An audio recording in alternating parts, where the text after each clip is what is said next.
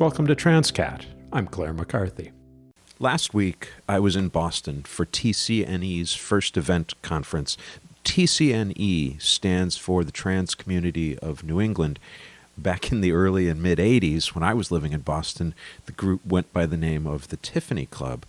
They've grown a lot over the last 4 decades, to the point where they filled the Park Plaza Hotel for this 5-day conference. For my presentation, I offered each interested participant 5 minutes of podcast airtime. Tell a piece of your story. What's cool, what's unique, weird, inspirational, or cautionary about your journey. What follows are those stories. Fair warning, people open their hearts to our microphones. You'll hear stories of trans joy and affirmation, yes, but you'll also encounter trauma, depression, and self-harm. My dearest friend Karen was helping me with logistics at the conference, and when the last speaker had finished and the room had emptied, we both just cried. It was the only possible response to so much honesty and vulnerability. I hope you enjoy this episode. When things get intense, and they do, consider taking a break. Maybe listen to 2 or 3 segments and then pause to reflect and process, and then come back. But do come back. May their stories be told. Thank you for having me today. I appreciate it so much. It's just a joy to be here. My name is Cassandra Williamson, and I am from L.A. Where's Lower Alabama. Yes, that's right. Lower Alabama. So I happen to be a veteran of the United States Navy and of the United States Marine Corps, and I'm also the executive director for the Transgender American Veterans Association, which is a national 501c3. And our mission is to take care of our veterans, our trans veterans, wherever they might be. And they could be trans, non-binary, gender fluid, whatever, as long as it's that kind of thing. But yeah, so we've been around about 20 years. So let me tell you a little bit about my story. All right, so 2015, now this is going to be a little bit sad. If this triggers anyone, please cover yours, because I'm going to tell just a little bit about that just for a second.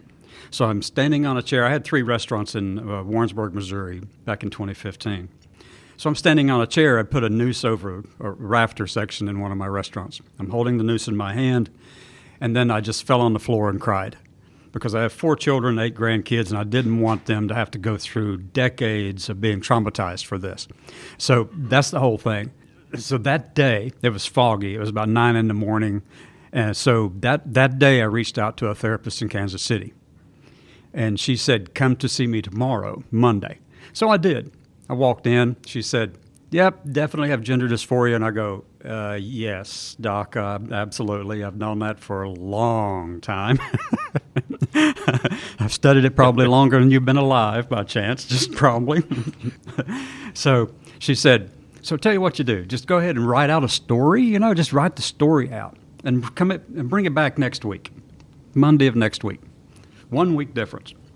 Well, that day, I decided that I was just going to go ahead and I wrote the story out. Tuesday, I gave it to all of my children, gave it to my ex-wife, who happens to be my best friend in the world and former business partner, and then gave it to all of my employees. And they called the local newspaper. Wow. And I went on social media and went, okay, that is not the name we're using. My name is Cassandra, and I'm female. Just like that. Done. It was that or die. It was that serious to me. That is what I had to do to live. So I did it. My children came to me in about 4 hours or so, and they said, so what do you want us to call you? And I go, well, you can call me Cassandra, or really you could call me Dad if you really want to. I don't care. Just call me something. I'm going to be here. Something respectful. Something respectful. That's right. And they did. They did. And then my ex-wife, it took her about 12 hours. And she came back and said, so why did we get married? I mean, I've read your story and all this stuff. And I said, look, don't ever go down that road of thinking that what we had wasn't a relationship built on love. That's the first thing. And it's because of that strength of that relationship that we had. And, we were divorced at that time anyway, but I said, it's because of that strength of that relationship that I'm able to be me today. And there's no world, no possible future that does not involve you, our children, our grandkids. And so she felt better about it, but I know that was difficult for her. It really was, because that's a big question. How do you deal with that? So I guess it was shortly after that we were supposed to get a truckload of vegetables into one of our restaurants. Okay. And I didn't know the first thing about going. I didn't know the first thing about makeup. I didn't know the first thing about how to look. And my hair was like this short without the pony, all this on it. It was really short. I didn't know the first thing about how to present. And you know that talk. vegetable sellers are the most critical of appearance, right? Yeah, of course they are. Yeah. Of course, that's right. That's right. I mean, but anyway, so some employees called me up and they said, we're out of vegetables. They didn't bring everything we needed. Can you go get us some at the local Walmart? This. And I'm going, oh no, what do I do? So I had on my mini skirt, because I'll tell you, I was very pushing it. Okay. And, so I go into they told me what they needed.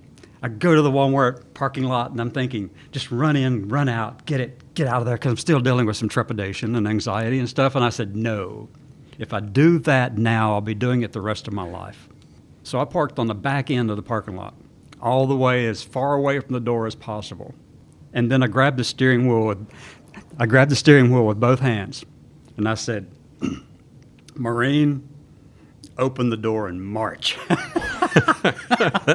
That's exactly what I did. I opened the door and I went out. And then I held my head up and I went into the store. And I didn't go just to the veggie section. I walked every aisle. I never looked back. If I had backed up at that point in time and not taken that bold step, I would still be dealing with that kind of cave in my life. Still dealing with that. So I encourage people to go out and just do it if you can safely do it. I've got a lot of privilege. White, male, picket fence. So anyway, I would encourage people. I had a lot of privilege. And so there are a lot more stories. I would love to tell them all, but I would be going and talking for days, and none of you would have an opportunity to say your stories. So I'm going to back off at this point. Thank you. Perfect. Go right ahead. Okay, so I wrote this. I titled it Learning to Live. Hello, everyone. My name is Christopher Shelley. After I was born, my brother decided that Christopher was not going to be my name. He decided Pike Pike was more suitable. He named me Pike Pike because the hair on my head was sticking up straight like a spike. Pike Pike eventually turned into Spike. My brother had already knew I was special. From that day on, I've been known as Spike. I grew up with a very loving and supporting family. As I got older, I started to understand gender roles and what I perceived as expectations. I knew on the inside I aligned with female, but on my exterior I looked like a boy. Out of fear and no understanding of myself, I had set out to perfect the art of the ideal man, or at least what I understood it to be. I was successful at anything I set out to accomplish. There was nothing I couldn't do. I started to realize through all my drive and success they were a distraction from what I couldn't admit. I eventually got to a point where I did not value my life because I was so unhappy.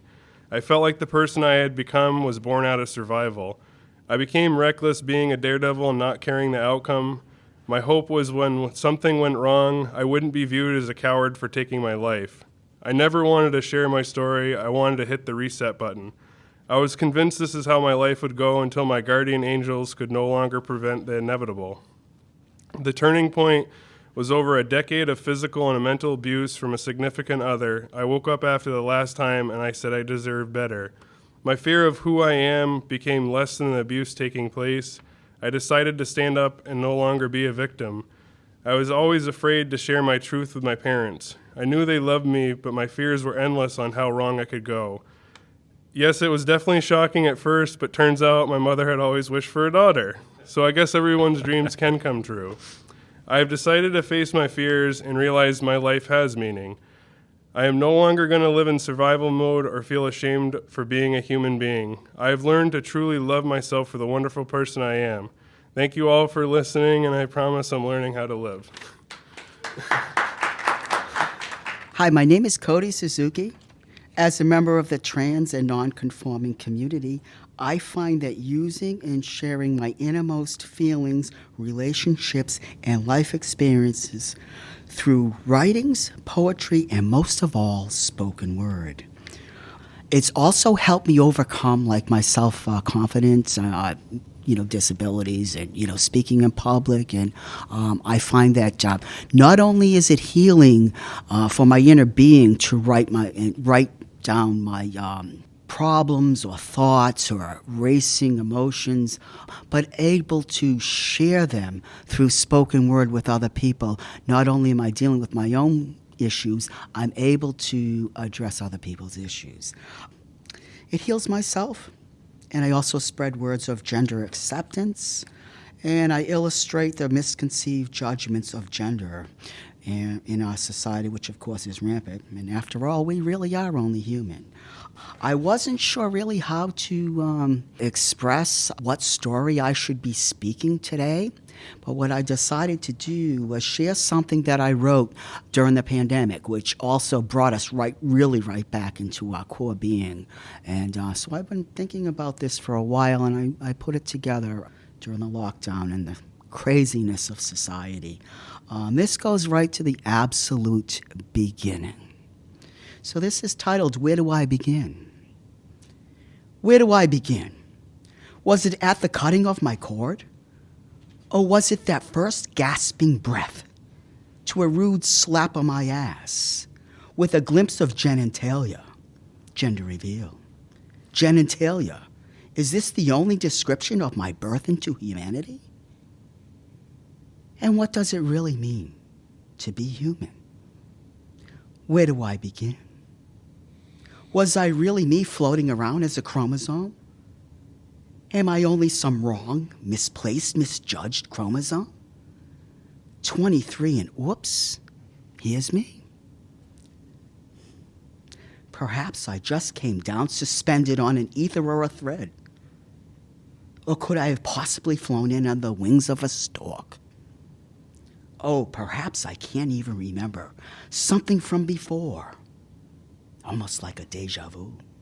That long ago, a long last gasping breath. Where do I begin? Could it only be as simple as a toss of a coin? Heads or tails that determines what it is between my loins? Is it all just my father's seed that tells of my gender and creed? A perpetual family tree left deciding the he or she. And is this really me? Am I only this DNA? What if our DNA simply meant human? Oh, how I wish DNA could stand for do not assume my gender this way. Where do I begin? Perhaps I do remember something from before, and I can go beyond to a place I am so fond, with a feeling, a knowing, a vision, a scent. Seems so unreal, yet I see, taste, and feel, as if my soul is alive in a flesh I've never met. What of this mesh of soul to flesh? Where do I begin? This age-old question has truly set in. I'm only chipping away at that old set in stone, and I'm bringing myself to the barest of my bone. Perhaps I am just a soul stuffed into a skin and shell, and it's left for me to chisel and tell, and to live as the one who really does dwell. Perhaps I go before and beyond, and this is the place that I am so fond. This is where I begin. Thank you very much. I'm living now in the Concord, New Hampshire area, but was born and raised in Springfield, Mass. I was born in 1951 and grew up and came of age during the dark gender days of the 50s and 60s, where everyone knew what their gender, knew who they were, or at least they were supposed to. I have hopefully relate three short parts of my life as a child. The first, I was 6 years old, sharing a room with my older sister, and I was in that room alone with my best friend. I said to him, let's try on my sister's dresses. And I was shocked that he didn't want to. So I sure did, and I put one on and was modeling it for him.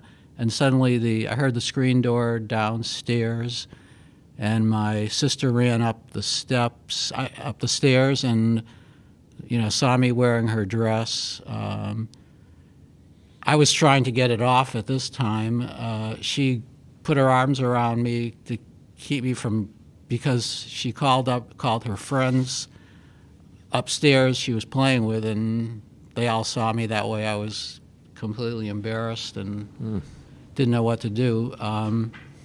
That evening, at the dinner table, she told our mother, that what happened, and my mother said no son of mine would wear a dress, which was I took to mean I better not wear a dress again, or at least not get caught.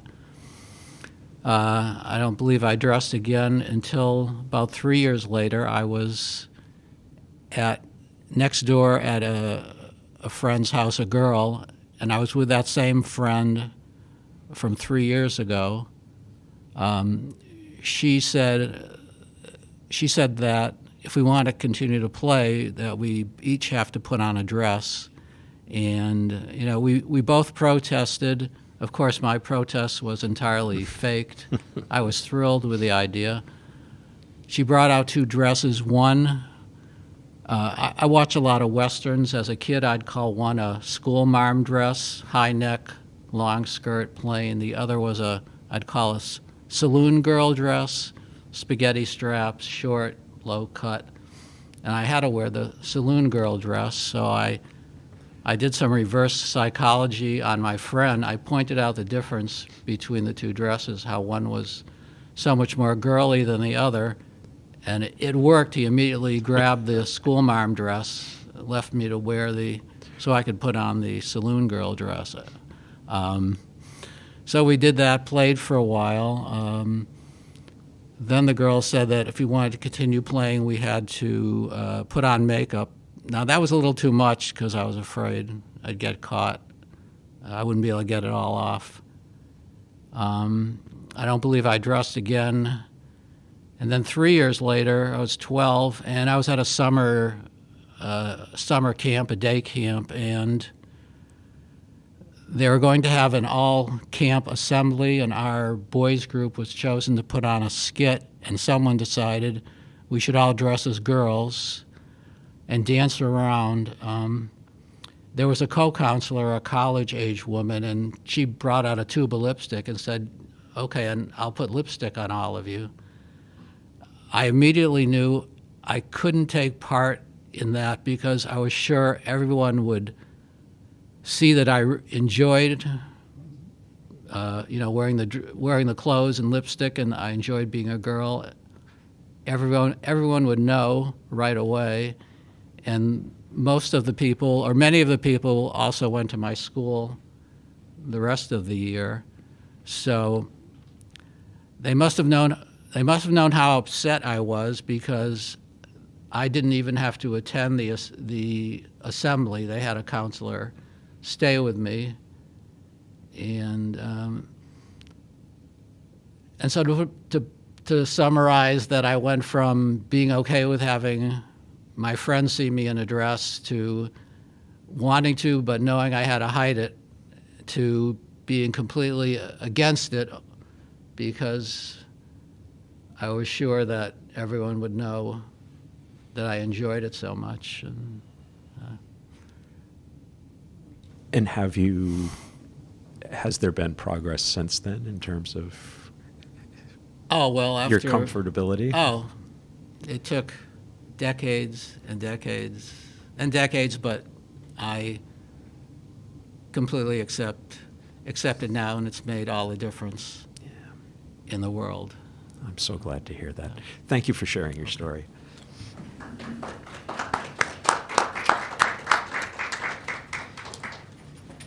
Okay. Hey, Teal. Welcome. It's Claire, right? It is. Can I just get you to say a little something there? Sure. Sphinx of Black Quartz, judge my vow. Hello, my name is Teal, and the thing that I wanted to talk about today is coming out in a way, and at least a alternative coming out story. I think that particularly in like the queer and trans movement, there's a lot of pressure to come out. Like, I think a lot of people are very fond of saying, like, girl, once you come out, your life is going to be so great. You know, you're going to start girl bossing everything and just vibing on a whole new level. That has not necessarily been my experience. And I am also non-binary, so a lot of that language confused me. I don't know that it hurt me, because I know that there are other NB folk out there who do feel hurt, but I think it just made my journey harder to figure out. So I would describe myself as a glass closet kid. Before I had access to the language or vocabulary or the community, I was already informed that I would end up being trans. You know, even when I was in elementary school, my mother would say, "Oh, you're homosexual," or "You're going to be," you know, Wow. the other terms that started with trans at the time that aren't Right. considered so Right. usable in modern day. So I never really felt that I had much choice in that field. I always kind of felt like someone had decided for me, and there was a lot of internal pressure for me to just be masculine and hope that it would all work out. Like, despite what my parents and guardians had thought of me and my attraction to femininity and my quote-unquote cross-dressing, you know, like, I thought that if I embody masculinity myself, that I would just overcome that. And then at some point during my teenage years, it was almost like I woke up in a trance, like I wasn't really involved in the decision making. Someone else had maybe done it for me, but or it was almost like this feeling of like I woke up in the mirror with lipstick on. But in reality, I know that I bought that lipstick. I know that I went out and got it, and I know that I put it on myself. And it hurt a little bit. Like, they were right. Like, what they thought about me, what they believed about me was true. And here I am, an 18-year-old, putting on my first lipstick. And why am I doing that? And why didn't I feel like I had the choice? I honestly still haven't explored that much. It hasn't meant a lot to me to explore that. I felt like with my friends and among my friend group, they were like, well, you're a trans woman. And, you know, I guess I'm good at doing as told, and I tried to live that for a while. And, you know, many people in that pipeline take a step on non-binary. Like, they walk over non-binary to get to trans women. Right. So non-binary folk are very walked on, is one unfortunate side effect. But I found a lot of solidarity and peace in that identity. And for the first time, I really felt confident being like, no, I am not a trans woman. I am genderqueer. I'm non-binary. It makes me feel confident. And so I kind of have a traditional story there, and I think that is really interesting and, you know, partially toxic for a lot of people who also go through it. And yeah. Well, I think it's powerful that even within our community, there's that pressure to put a label on and hold to it, and sometimes not a lot of tolerance for figure it out yourself, and then you tell us what the label is. Yeah. And my parents were like ultra conservative, deeply, deeply evangelical and religious, and there wasn't a lot of space to breathe. And they would often have passive conversations about like the things that they believed in politics, you know, Right. just put homosexuals on an island away from us, just put in. And after they worked through that, through years of screaming back and forth, and also, like, my friends and everyone in that community feels like owed this coming out story. And I think it comes from a lot of that, like, toxic positivity of, like, girl, come out. And, like, Right. the representation that we do get on TV shows is very much like, well, coming out is this beautiful, jubilant celebration. It enriches you. It makes your life this much better. And it makes everyone else's life so much better as well. And I think of that almost in kind of like a jealous rage of, like, well, if it makes everyone else's life better, if it brings them peace, if it gives them all of this, what is my incentive to give that? At this point, it would just be an exercise in me giving something to them as a reward for all of the things that they did. Where suddenly your journey, your questioning is about the people around you instead of you, and you're right back to doing what somebody Yeah. said you should do. So I have found a very petulant way to rob my family and friends of Tell of me, that tell peace. me. Well, just not coming out. no, I mean, just, they yeah. decided for me, so they don't get that jubilation. Yeah. That's for me now. So I'm happy to reserve it. Congratulations. Yeah. That's wonderful. Teal, thank you so much. Yeah, no it was problem. wonderful. Hey, Rhonda, welcome. If I could just get you to say a couple words in there. Testing, 1, 2, 3. I'll time myself and tell me when to turn on my timer. Oh, fantastic. Okay. Then whenever you're ready to go. And my name is Rhonda. I am a transgender woman. I am also an addict in recovery. I will mention that all of my addictions have been held under control for 25 years now. Congratulations. Okay. My transgender story, well, begins with being a little kid. I've known at least since I was 5 years old that I was transgender. This was a long time ago. The word transgender did not even exist. I did not have the vocabulary for what I was feeling. I know that I got caught at 5 years of age cross-dressing. I was caught by my grandparents' maid. I was not punished, but I was informed that we do not do these sorts of things. And what I learned from that is I had to be more careful and couldn't get caught. There were numbers of other incidents of me cross-dressing at various times as I grew up, but they didn't work very well because they just made me miserable. Okay? Back up a little bit. I was born as an only child of an only parent who was a misandrist. If you don't know what that word is, it is the opposite of a misogynist. Misogynist is somebody who hates women, and my mother was one of those people that hated men. And there I was, a little boy in her clutches. She did bad things to me, not just sexual abuse, but specific gender abuse as well, nearly killing me when I was 3 years old. But back in those days, you know, mothers could do no wrong, so I was just handed back to her after I got out of the hospital. It went on. I didn't know what the difference was between boys and girls. I just thought that boys had short hair and wore pants, and girls had long hair and wore dresses. But I knew enough to hide what it was, and by the time I got to high school, I was suicidal over this issue. This was in the 1960s. I should have been transitioning back then, but it was not going to happen, both because the society would not support it and also because my mother was dangerous. She was trying to do various things to me all the time. And so I was suicidal, but I always wanted kids, so I decided it would be better to be a dad than be dead. So I suppressed the gender stuff. I put myself on the daddy track and eventually got married and had children. But all of that time, you know, it just wouldn't go away. I would look at a woman who was my type and I would feel deprivation, something that was taken away from me, something that, you know, I should have had and was removed from me. It's different from envy. At age 67, I was about ready to explode inside because of the gender issue. I got pushed over the edge by a friend of mine in Alcoholics Anonymous who died sober but died unhappy because he couldn't get things on his bucket list done. There was one thing left on my bucket list, and that was gender transition. And so I chose to do that. Because I chose to do that, I lost my marriage, I lost my children, I lost my home. But I did gain a new community. That community has its problems, I will say.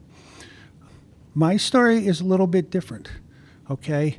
I am definitely transgender. I've been transgender my whole life, but I wasn't born that way. I was beaten into it.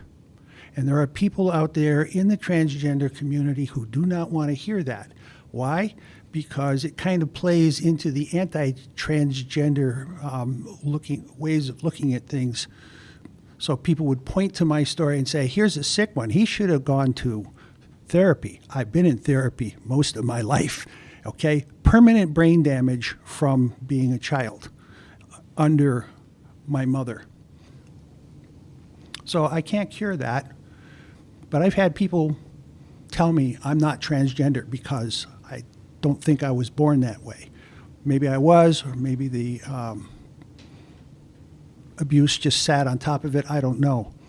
But I've had people tell me that, and I've had to walk away from people in the transgender community because of that. But overall, I am happier than I have ever been in my life. So that's my story.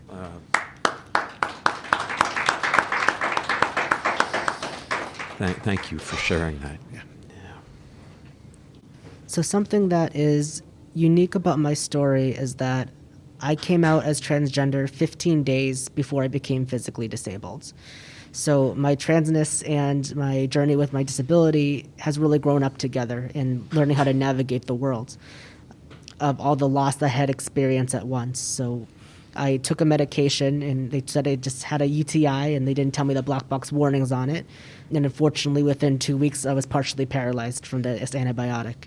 And so life changed rather quickly. It happened the same week that I got my new job. I was just freshly graduated from college with 2 degrees.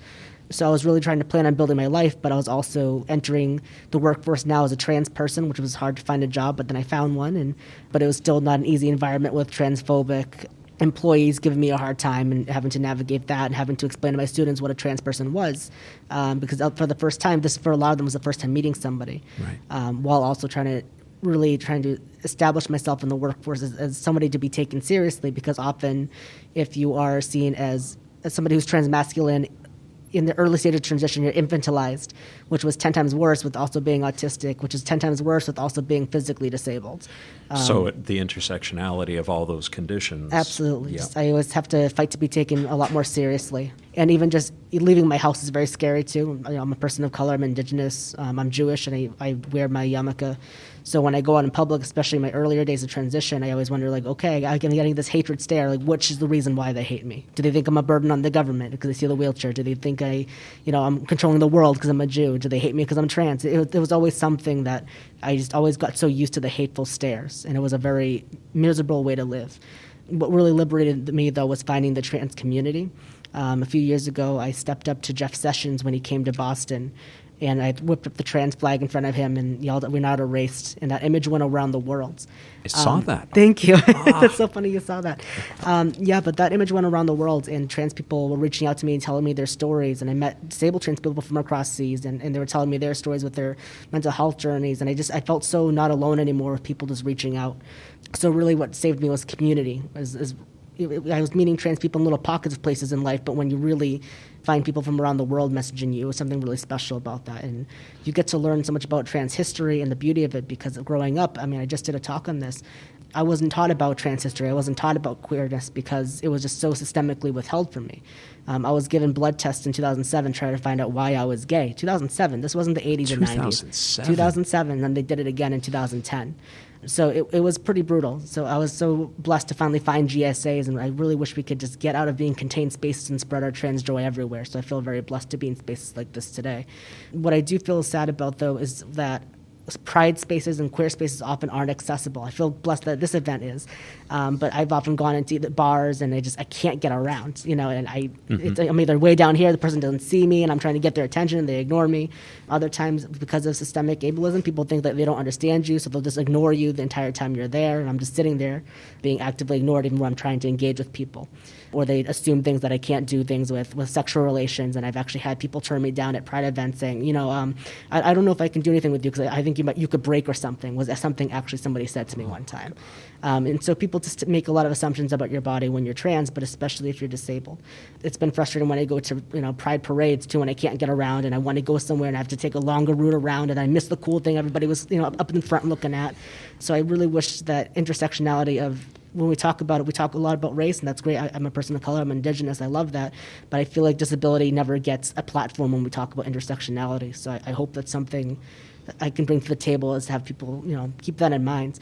I actually remember when I stood up to Jeff Sessions, of course, Fox News and the media was having a field day saying, he stood up out of his wheelchair, he's a faker, he's transabled, trying to throw Right. that label, like he identifies as, and so, it's laughable, but at the same time, it's not. It's hurtful. It's very hurtful, yeah. I had to deal with a lot of that, of people questioning, are you really trans? Are you really this? And you always have to battle that imposter syndrome because it can really mess with you. But I learned that, we're good fish, we're just swimming in toxic waters, right? Like if a fish is swimming in pollution, we don't blame the fish that he's sick. So I hope we can do that when we think about systems in ourselves, that we're good fish, we're just swimming in toxic water. I love that as a Thank you. metaphor. Thank Thank you. you That's my so story. much.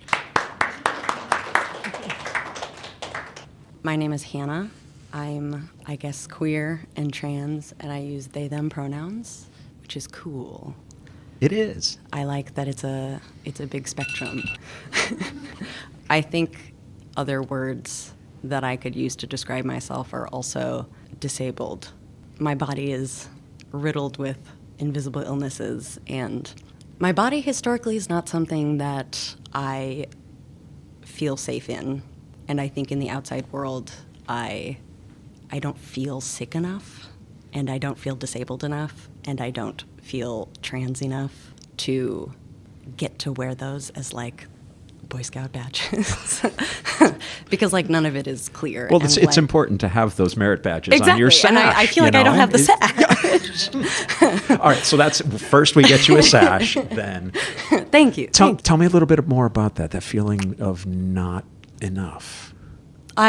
So to get to diagnoses, so I've like Lyme disease and several other things, and it progressed to become neurological. So I developed a seizure disorder, blah, blah, blah. Had to go to Germany for treatment to save my life because they wouldn't treat me in the United States.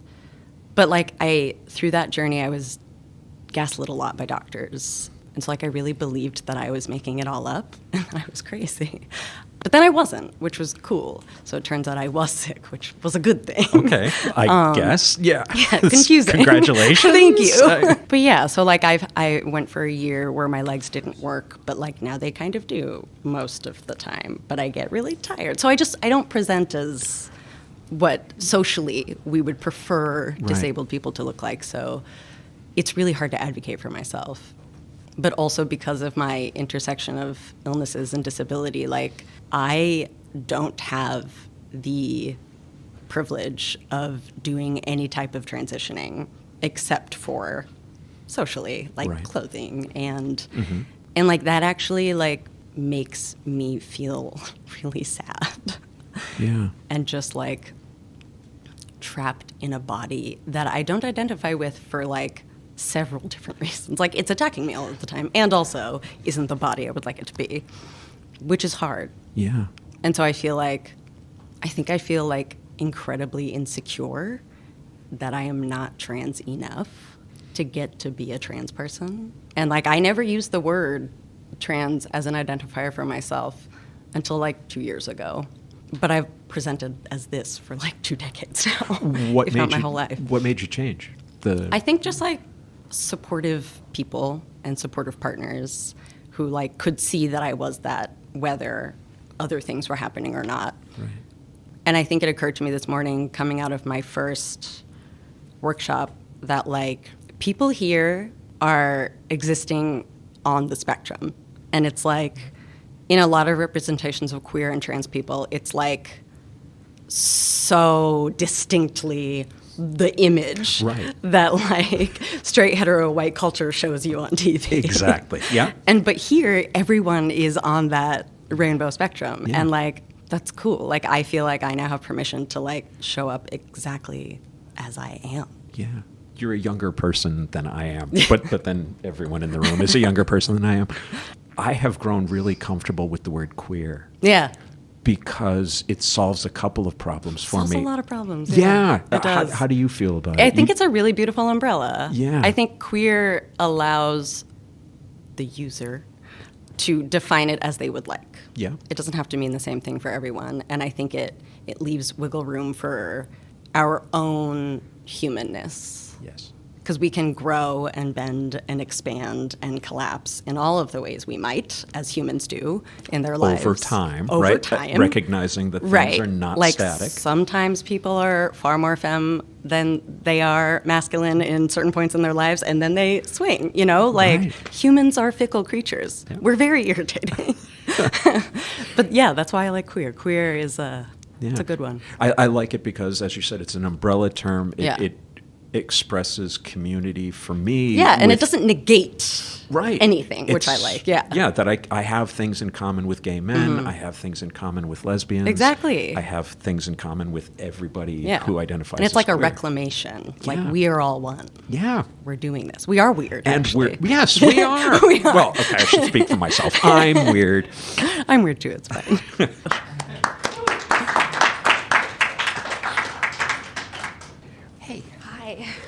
Hi. My name is Cassie. I use she, they pronouns.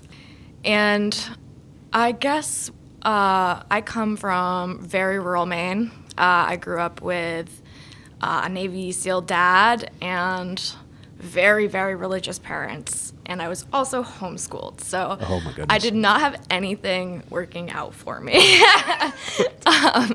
Nothing but uphill. Nothing but uphill. So I grew up very small, and I always felt like there was something so big missing inside of me.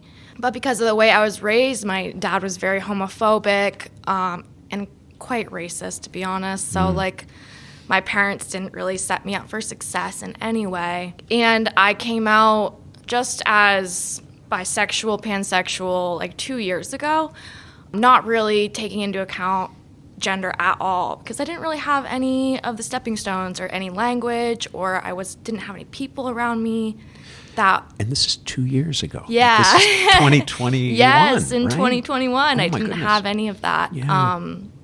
And then I met my partner Hannah, who we just spoke to, and they started to give me some of the language, and I started to look at it for myself and started to realize, no, you're not actually broken, which is what I was thinking my whole life. You're just broken. There's something wrong with you.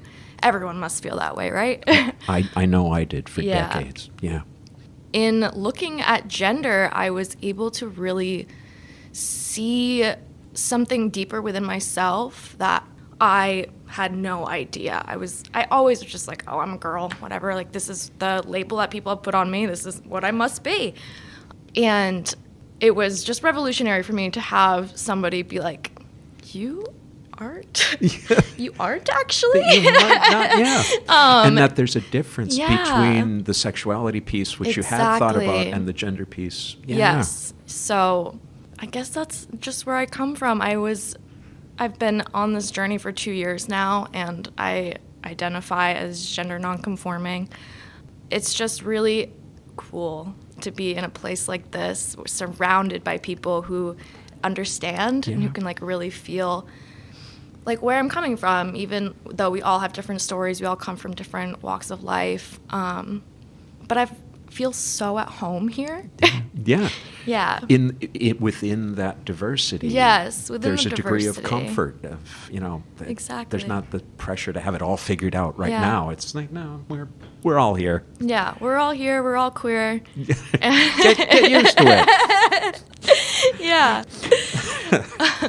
Yeah, that's pretty much my story. I was very nervous to do this. You did a great job. Thank you. Thank you for sharing. Thank you. Perfect. Let's go right to Too much. too much cowbell. Can you have too much cowbell, really? No such thing. Okay. No such thing. Cool. We'll Yeah. take it away. Lily. Awesome. So Love yeah, that. my name's Lily, and I literally just came up with my name on December 31st of 2022. So Oh, I've only wow. been Lily for not even a month. Oh, Yeah. how's it working out? I mean, it feels like the most magical thing on earth, and it's I actually know what it feels like to feel alive, and it's just this mysterious being, spirit, soul who's inside of me, and I think she's very young, she's playful, and it's just it's almost like I have a kid, it's like I have a child, and I'm like, oh my god, who's this child? So it's just been such a gift to really get to know her. And I think, in terms of my story, I think the biggest thing for me is I've always loved people. And I think where that actually became a bit of a problem was that I always wanted to be someone who would make other people happy. So it's I never wanted to be a trans woman because I guess I didn't even really know about it until maybe about 2 years, know about it more fully until 2 years ago. But I never really wanted to make other people feel uncomfortable. It's been the main thing, really. I just never wanted to make people feel uncomfortable. And I always put their comfort and approval over my own comfort and approval. Over that spirit of Lily that you were carrying inside. Yeah. And I think for me, the biggest journey has really been connecting back with my body. I started to meditate probably about 6 years ago, and it just really gave me a new lens to experience the world, whereas I can see something and think something about it, judge it, but then actually if I'm open and can feel the way I feel, it actually gives me a completely different signal, Right. So I think 5 years ago, if I thought of myself coming to an event like this, being around people who, from where I'm from, you just don't go near people like that. And then actually feeling how whole and loving, it's just, it's two worlds really, what you see and then what you feel. Absolutely. Yeah. And one of the earlier speakers was saying that, coming out doesn't solve everything. It's not like you flip a switch and everything's wonderful, but that understanding that this is the authentic me. It changes your outlook on everything, every aspect of your life. Yeah.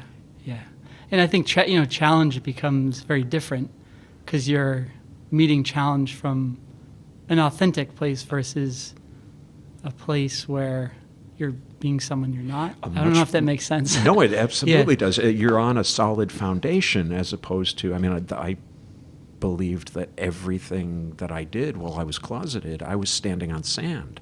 Yes. And that's just not going to last. Yes. Yeah, exactly. It's this, it's like an unshakable core at the, when I feel into that place, I lose it very much so, all the time. We all do. Yeah. And I'm in 2 weeks' time, I'll be presenting myself as Lily within the school. I'm a teacher. Oh, wonderful. Yeah. So that's exciting. What level?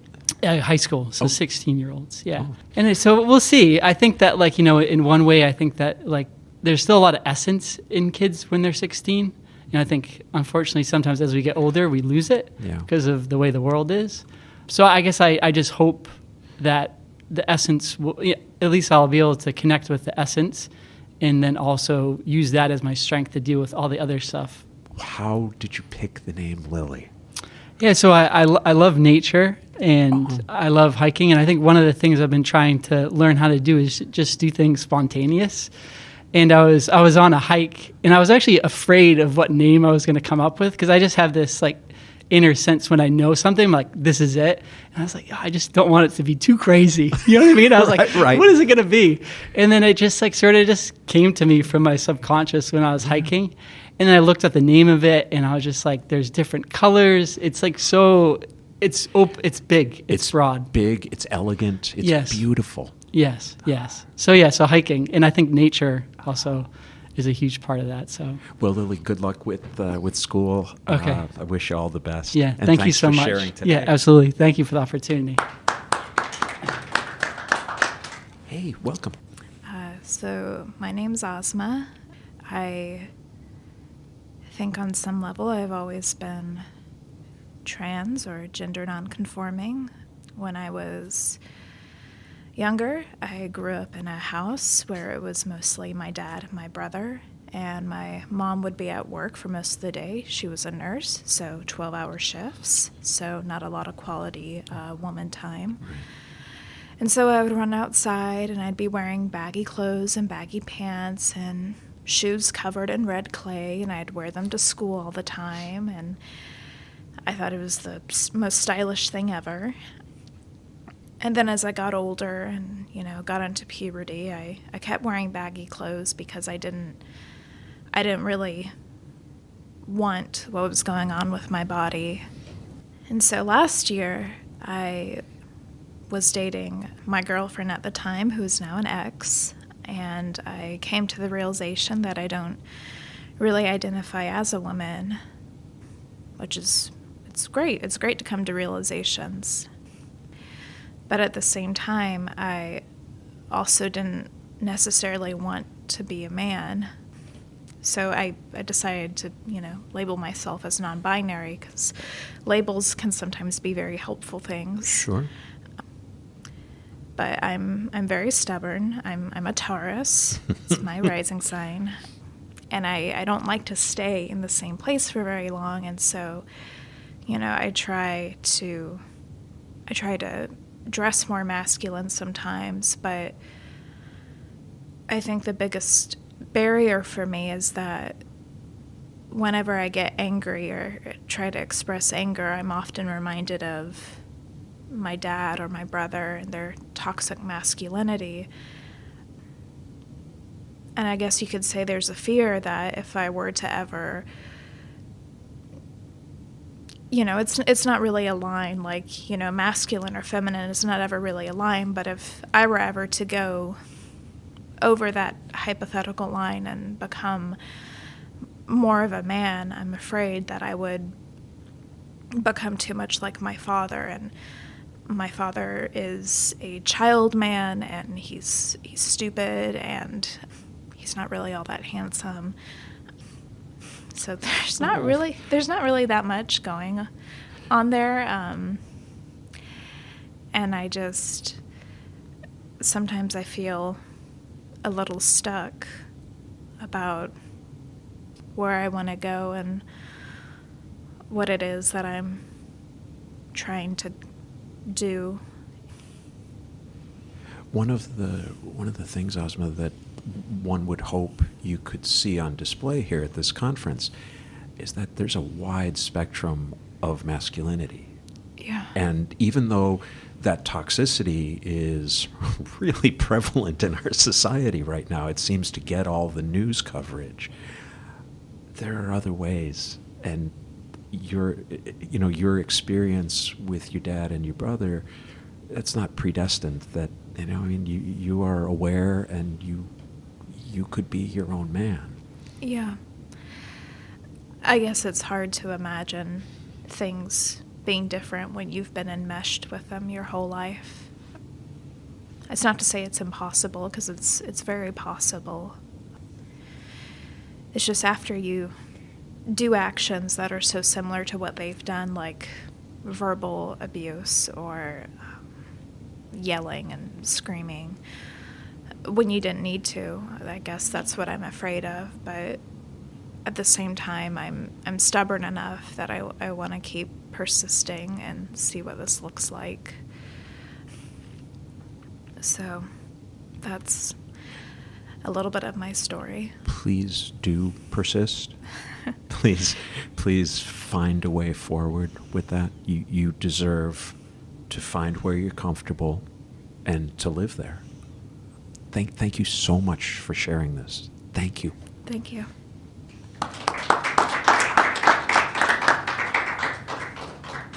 Hi. Hi. Hi. You are our last speaker. All right. I'm Iz. My pronouns are they, them.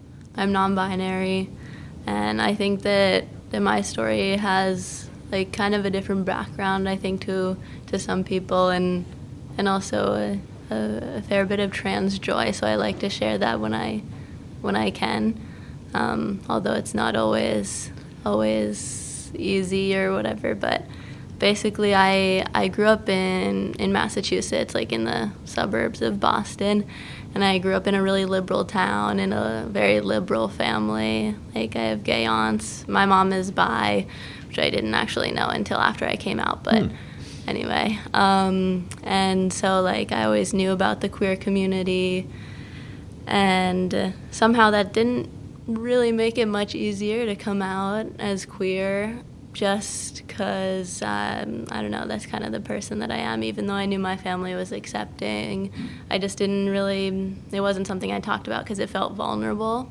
But I never really talked about liking anyone all through high school, and I graduated a semester early, and then I kind of started saying things to my mom and my sister about liking girls, which was like the language that I had at the time.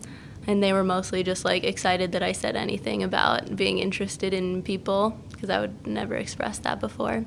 So that went really well. But then the gender stuff kind of came in, and I already knew I was non-binary when I came out as queer, but I wasn't quite ready to share that part of myself yet.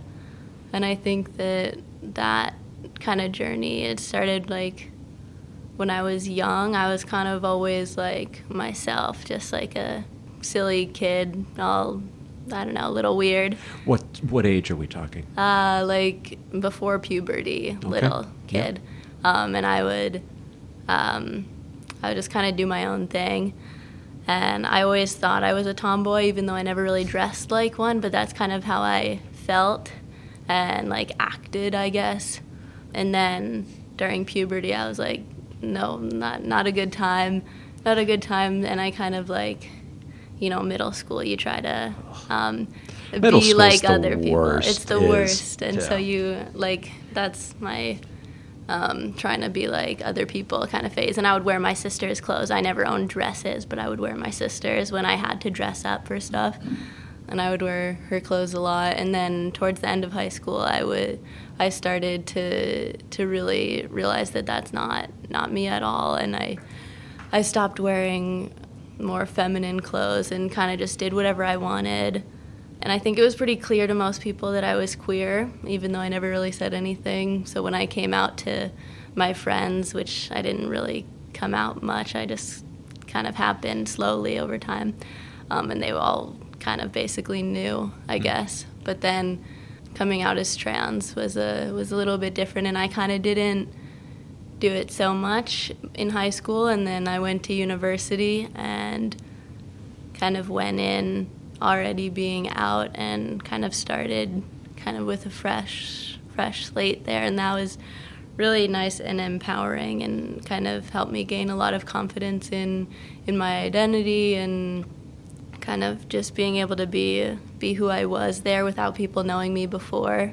And so that was really good, and just kind of continued on that journey of kind of discovering my gender and how I wanted. I also like always knew that I wanted top surgery and was able to have the privilege of having top surgery in the summer 2020, which congratulations. was an interesting experience, but it was really the best thing to happen, in being able to have my body more match how I feel has kind of changed like affirming, everything right? That's why about they call my it life. affirming care. Yeah, sure. It's changed everything. Like getting to go swimming and not having to wear a shirt and stuff like that has all been a really big deal. And in college, I met a lot of affirming friends and trans friends, and just I've been working more on like building up my confidence and kind of making like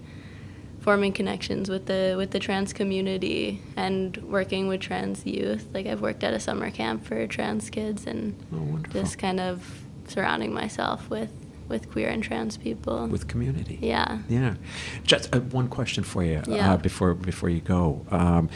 A lot of times for kids for whom high school, frankly, is hell, as you grapple with these issues, it sounds like the hope that they hold on to, which is that college is going to be at least a little better, that was the case for you. Would you say that the environment at college was more? Yeah, it definitely was, and I've had a lot of struggles at college too, but in high school I didn't have friends in my school. They were all from outside of school in my sport, but high school itself was really not a fun time.